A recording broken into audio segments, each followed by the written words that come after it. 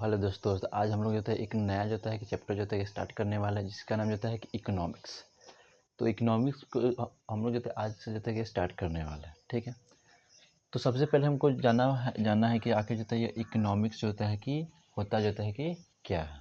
ठीक, तो इकोनॉमिक्स जो होता है तो हमारा जो होता है कि हमारे पर्यावरण में जो संसाधन जो होता है, उस संसाधन का जो है हम लोग कैसे जो है बेहतर जो है कि उपयोग कर सके, बेहतर तरीके से उसका जो है कि कैसे हम लोग जो है इस्तेमाल जो है कि कर सके। तो उसका अध्ययन ही हम जो है कि क्या कहलाता है, तो अर्थ जो है कि शास्त्र जो है कि कहलाता है।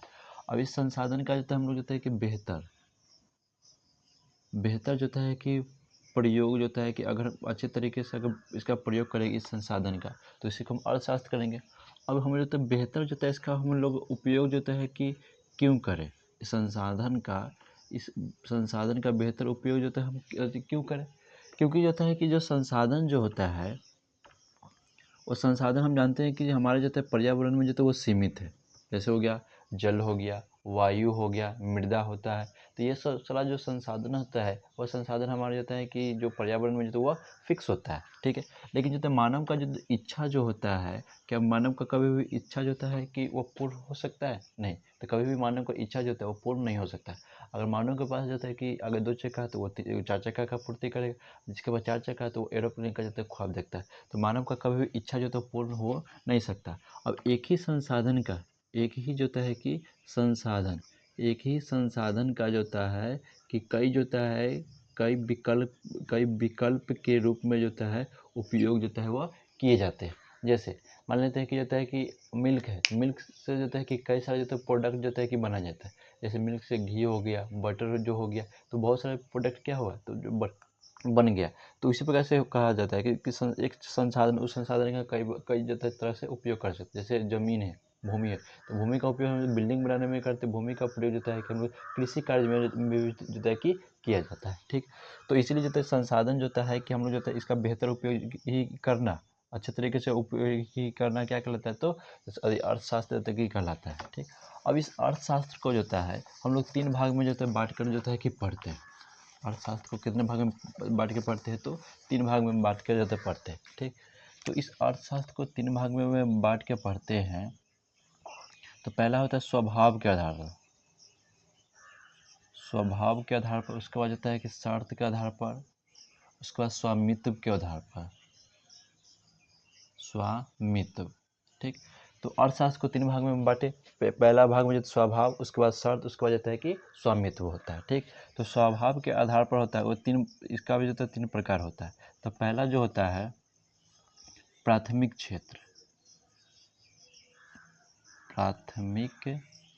क्षेत्र, दूसरा होता है द्वितीयक क्षेत्र,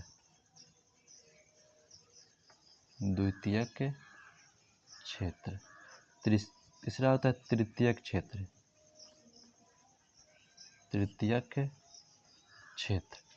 ठीक, तो स्वभाव के आधार पर 3 भाग में बांट दिए, प्राथमिक क्षेत्र, द्वितीयक क्षेत्र और जो है तृतीयक क्षेत्र। तब प्राथमिक क्षेत्र जो है वो नेचर से जो है रिलेटिव होता है।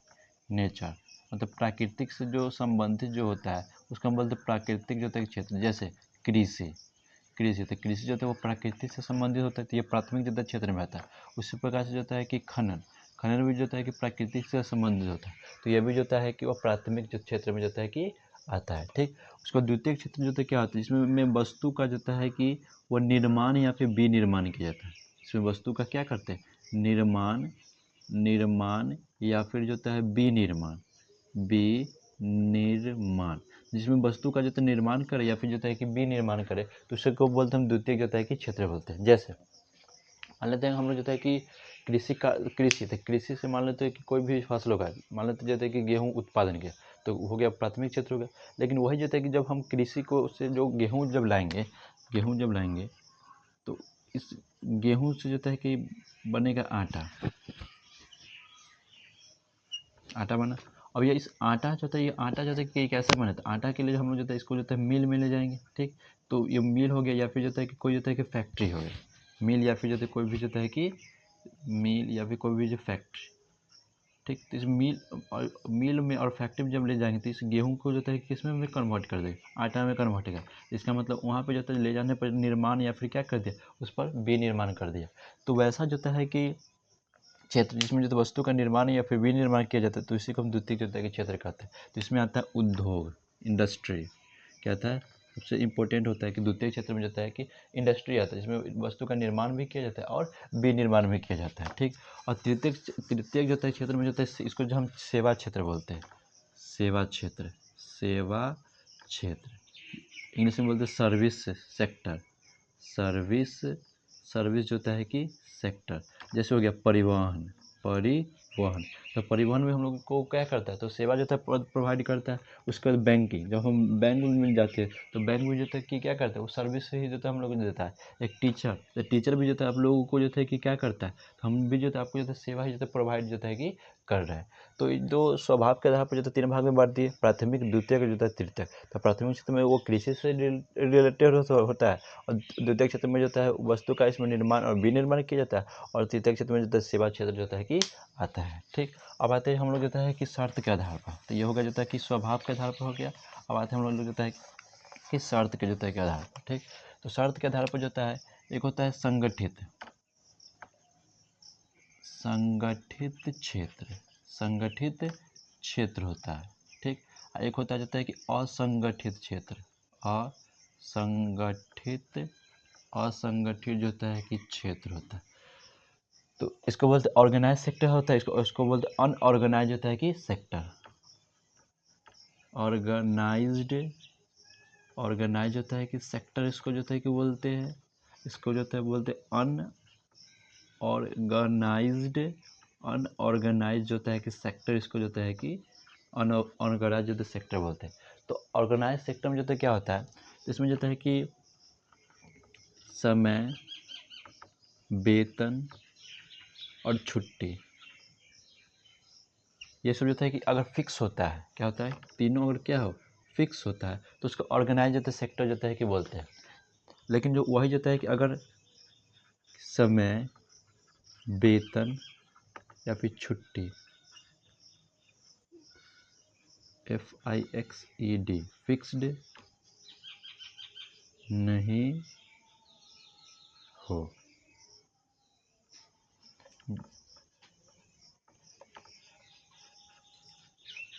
जैसे किसान, बिजनेसमैन,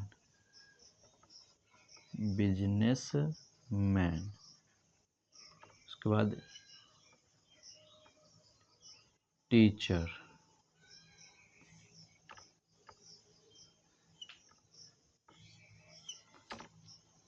इसमें एग्जाम्पल में जैसे में किसान, मजदूर और श्रम।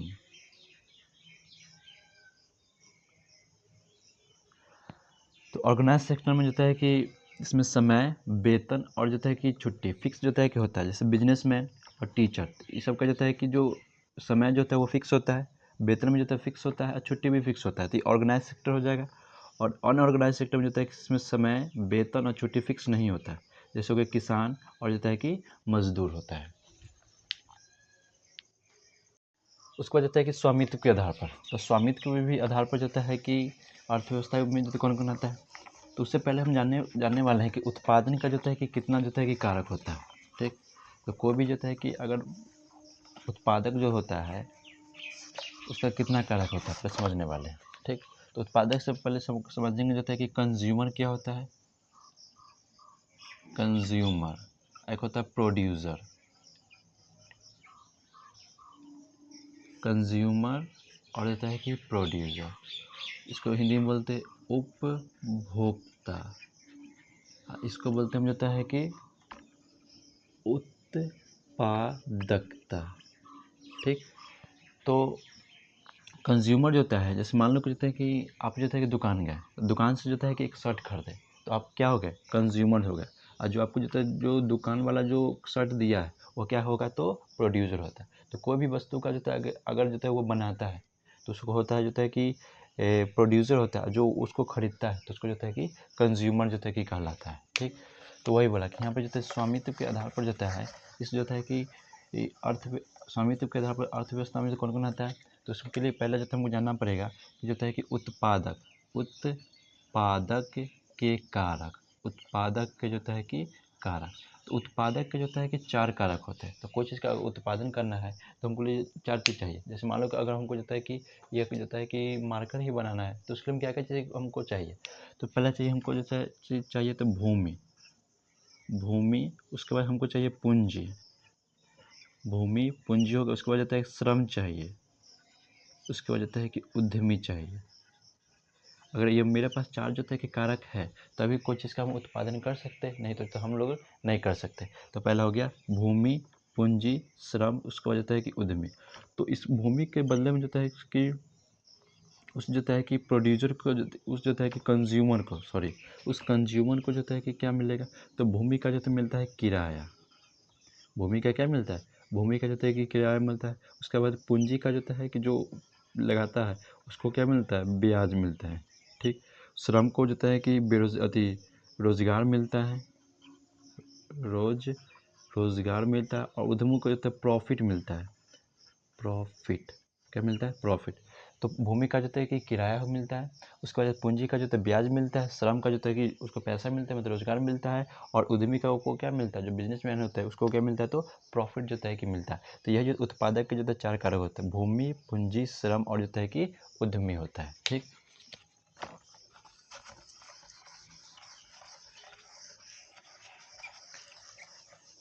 अब आते हैं जो है कि स्वामित्व के आधार पर। तो स्वामित्व के आधार पर पहला होता है पूंजीवादी अर्थव्यवस्था, पूंजीवादी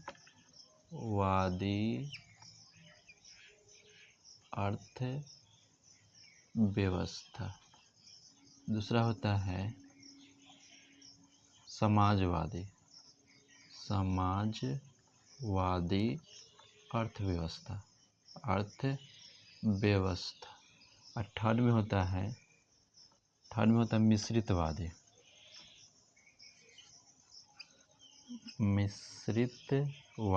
अर्थव्यवस्था। तो समाजवादी अर्थव्यवस्था क्या होता है कि उत्पादन के चारों कारक पर, अगर चारों कारक पर जो है, और किसी जो है कि प्राइवेट व्यक्ति का जो है कि अधिकार हो, कौन से व्यक्ति का, प्राइवेट अगर व्यक्ति का जो है कि अधिकार होता है तो उसको बोलते हैं पूंजीवादी जो है कि अर्थव्यवस्था कहते हैं। लेकिन वही होता है कि उत्पादन के अगर चारों कारक पर, और किसी गवर्नमेंट का अधिकार हो, गवर्नमेंट का अधिकार होता है तो उसको समाजवादी कहते हैं। लेकिन यही इसमें जो है कि अगर उत्पादन के जो है कि चारों कारक पर जो है, उत्पादन के चारों कारक पर वो जो है प्राइवेट व्यक्ति का भी और जो है कि गवर्नमेंट का भी अधिकार होता है तो मिश्रितवादी अर्थव्यवस्था जो है कि कहते हैं। तो स्वामित्व के आधार पर 3 प्रकार का होता है, पूंजीवादी, समाजवादी और मिश्रितवादी। उत्पादक के चारों कारक पर प्राइवेट व्यक्ति का, इसमें गवर्नमेंट व्यक्ति का, गवर्नमेंट का, इसमें जो है कि प्राइवेट और जो है गवर्नमेंट दोनों का अधिकार होता है तो उसको मिश्रितवादी अर्थव्यवस्था कहा जाता है।